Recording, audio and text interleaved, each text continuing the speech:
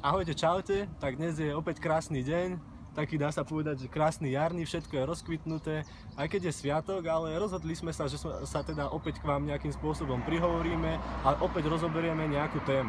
A kde sa vlastne nachádzame?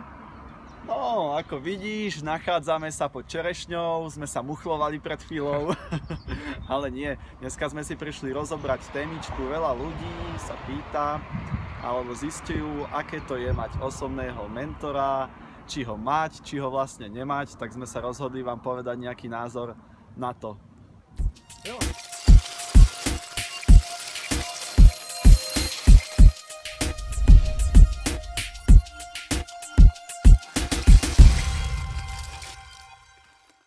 V podstate často teraz, keď sa stretávam s ľuďmi, býva to tak, že často sa nemajú sami s kým rozumne porozprávať, prebrať nejakú tému, možno, že povedať nejaké tajomstvá alebo veci, riešiť problémy, kde vlastne nemajú to s akým človekom vlastne kde riešiť, hej?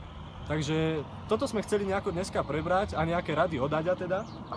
Odo mňa, čo si ja myslím o nejakom osobnostnom mentoringu alebo o trénerstve? Záleží to od viacero aspektov určite, ale nejaká taká najdôležitejšia úloha nejakého mentora, aspoň pre mňa je, tak by ti mal povedať v tých časoch, keď sa ti nechce alebo keď si na dne, že kurva vstaň a makaj. Tak na to asi slúži tréner, ktorému zaplatíš nejaké veľké prachy, ale nie, určite záleží aká oblasť, je to veľmi dobré, hlavne v zahraničí alebo na západe, keď cestujem, tak tam je to bežné, každý jeden človek, takmer každý má svojho osobnostného mentora, alebo ako Maťo spomínal, psychológa. Takže určite, ak máte možnosť, vyskúšajte, odporúčam.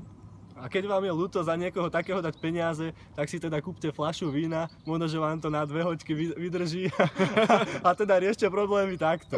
No, mňa vždycky napadne jedna otázka, alebo na zamyslenie, taká polemika možno, debata.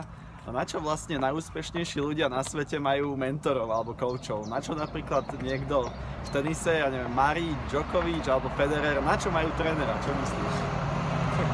Je to ťažko takto usúdiť, ale či už je to úspešný človek alebo je to bežný človek, každý z nás by mal mať nejakého človeka, s ktorým sa dokáže porozprávať naozaj o všetkom. Či už je to možno, že nejaká chýbajúca motivácia, alebo sú to nejaké bežné problémy, alebo sú to nejaké záujmy, alebo nejaké zážitky. Všetko by sme mali podľa mňa s niekým preberať. Jednak nám to možno, že robí radosť, že sa môžeme niekomu pochváliť možno nejakým úspechom, alebo plánovať nejakú akciu, alebo plánovať do budúcna niečo zaujímavé. Všetko sa dá s nejakým človekom prebrať. A či už je to teda nejaký kamoš, alebo je to nejaký iný človek, myslím si, že najlepšie je to vždy preberať s nejakým odborníkom. S nejakým odborníkom, ktorý už naozaj postretával veľa ľudí, postretával sa s rôznymi problémami a situáciami a vie danému človeku nejakým spôsobom, možno že v nejakej téme, ktorú práve chcú riešiť, poradiť. Hej? Ja si myslím, že súhlasím, no a nakoniec by som povedal, že verím, že každý z vás si nájde toho svojho mentora, tú svoju bútlavú vrbu, psychológa, alebo akokoľvek si to nazvete. No aby som nezabudol, buďte slobodní. Čau. Čaute.